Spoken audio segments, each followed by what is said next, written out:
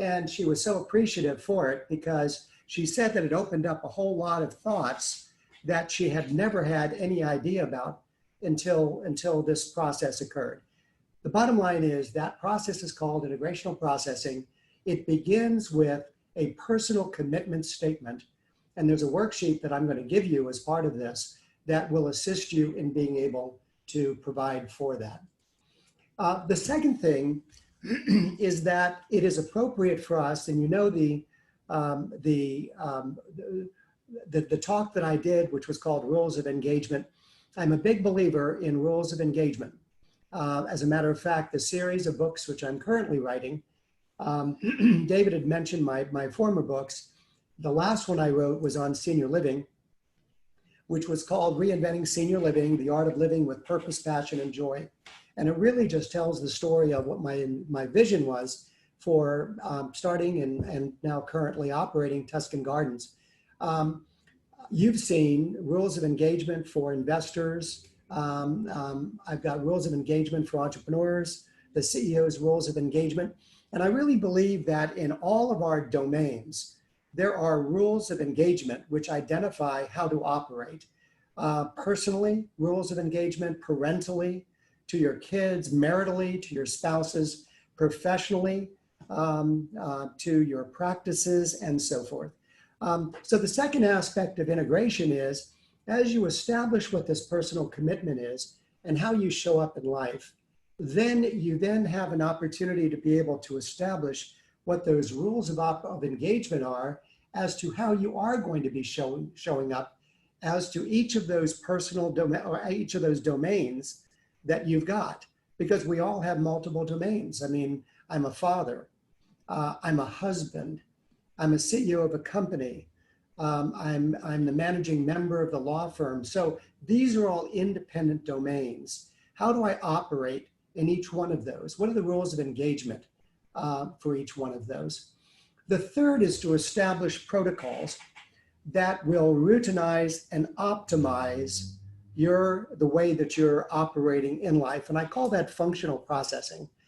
Like integrational processing, it's an actual process.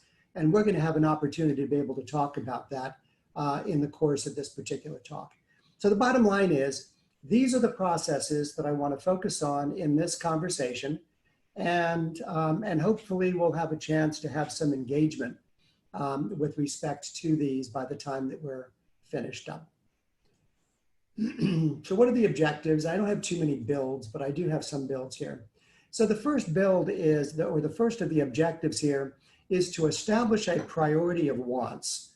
Each one of us wants certain things. And so you're establishing what those wants are so that you can then establish what the priority of those will be.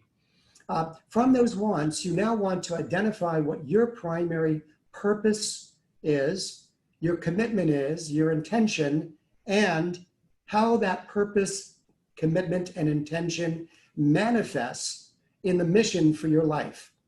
And you're going to be extrapolating that, pulling that out of what that priority of wants actually looks like. You're also going to be developing some lifelong givens. And I'm going to tell you a little bit about what I mean by a given, but each one of us has some givens. And especially because, I mean, you know, I was talking to somebody in the office yesterday. They happened to come in when I was polishing off the PowerPoints. And they said, so what are you doing? And I said, and I happened to be on the lifelong givens. And the two that were in the office, one was 23 and one was 26. And they're saying, well, gee whiz, it's kind of like my givens are like changing every year. You know, at 23 and 26, yeah, they are. But you know, we're not 23 and 26. I know some of you are a lot younger than I am, but 23 and 26, I mean, probably not. Most of you have some life experience, and most of you are certainly along enough that you're pretty clear about what those things are, which are important and a real given in your life. And so with those lifelong givens, you want to really sort of understand what those are.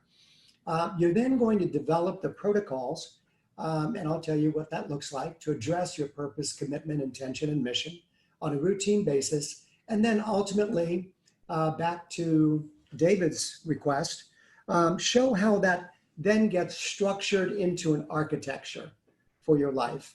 And that's going to include personally, it's going to include your family, it's going to include your profession, your business, your investments. It will be an architecture that you're going to see.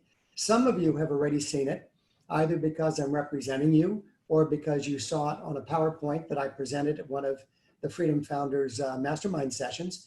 But there is an architecture that comes from it. But what this is doing is it's showing you how it actually builds based on what your purpose, your commitment, your intention, and your mission actually are. So what's the very first one? Objective number one is establishing a priority of wants. Your core arenas of wants. You want to be asking yourself, what are your mental wants? As a person, what are your mental wants? What are your physical wants? What are your family wants? What are your financial wants? What are your professional wants? What are your spiritual wants? And one of your community wants. This is, it's City Slickers, right? So you have the movie in City Slickers, and I forgot it. One is I think it's Billy Crystal, right? And then the other sort of that crusty actor who is the cowboy. And Billy Crystal looks at him and he says, "So how do I know what's that one thing for me?" And the crusty cowboy says, "That's the one thing you have to answer." So the reason that this is integrational processing, the reason it's all about this alignment process, leading an integrated life, is this is all based on your wants. You can't go out there to the outside world until you know what it is that you want. This is a process of getting down to the nitty-gritty of what it is that you really want, and then being able to put priorities on them. And I generally speaking, I can tell stories, but I generally tend not to be, I'll tell stories about family or myself and all that. I'm always relatively uncomfortable when I start disclosing personal stuff. So I had to really debate with myself about all this, because what I want to do, I really want to show you what this looks like, because I might have created the PowerPoints this last few days, but I didn't create the concepts the last few days. These concepts have been around for my entire adult life. So what I am going to do is I am going to share with you, as I go through this process, the way it looks for me. And I want you to, and I say this with humility, because it doesn't necessarily have to look this way for other people, but this is the way it looks for me. And by the time that I get to the end of it, you're probably going to see that that is kind of the way it is for me, because I kind of started here before I got to here, which is where I am now. So when I now take a look at where these core arenas of wants are for me, I go in and I talk about, what is it for me? What are my primary wants? Well, clearly from a mental standpoint, I do want to be intellectually relevant. I may be one of the older people on this Zoom call. I want to remain intellectually relevant as long as God will give me the capacity to do that. And I consider that to be a really important driver in my life. In order to do that, I also have to be physically vital, which means I have to work out, I have to exercise, I have to watch nutrition. My primary family want is to generate a thriving and fulfilling family legacy. It always has been. I married late in life. I didn't marry till I was 41, but it didn't mean that I wasn't going to want to marry, and it didn't mean I wasn't going to want to have kids. I just wanted to make sure that I had the right woman to do it with.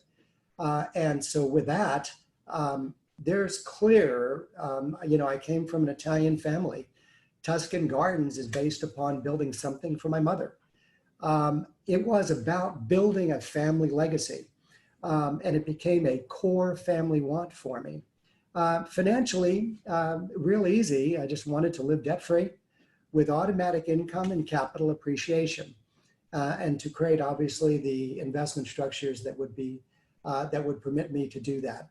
On a professional basis, I wanted to develop a thriving and fulfilling community of enterprises. And as you probably gather, my entire life, I have been both on the one side, a practicing commercial attorney, and on the other side, the CEO of multiple companies throughout my entire life. On a spiritual basis, to be spiritually integrated, to recognize that it doesn't start here. It manifests here. There's responsibility on how I do it here, but clearly there's a spiritual dimension to that has to be incorporated in on an ongoing basis, or we end up leading false lives. And on a community basis, it was to create respect, influence, and effectiveness in the broader community. I besides the books that I write for the Orlando Sentinel. I'm in there virtually every week in print, and I'm online every week, regardless of whether it's in print or not. And I also have opinion pieces in there. I send articles to Medium and to other publications. It's to just simply create respect, and at the same time to understand, going back to it for a second, that it becomes a medium for me to continue to remain intellectually relevant with respect to the communities that I am speaking with. So when I now take all those, and what I want you to do at that point is I want you to answer those same questions yourself. I want you to answer your questions. What is it that is your core mental want? What is your core physical want? What's your core family want? What is your core financial want? Your core professional, spiritual, and community want. And then after that, I want you to go ahead and create your personal priority of wants. Limit them to 3. It's really tough, because if you don't limit them to 3, you're just going to repeat the same 8. So you need to limit them to 3 to be able to encapsulate what is your fundamental driver. And for me, to just simply tell you what it is for me, no secrets here, to make sure that, what's my want? A loving, thriving, and fulfilling family and family legacy. That is my primary driver. A prosperous and enriching enterprise community that's coupled with financial abundance and stability and ongoing intellectual relevance and influence.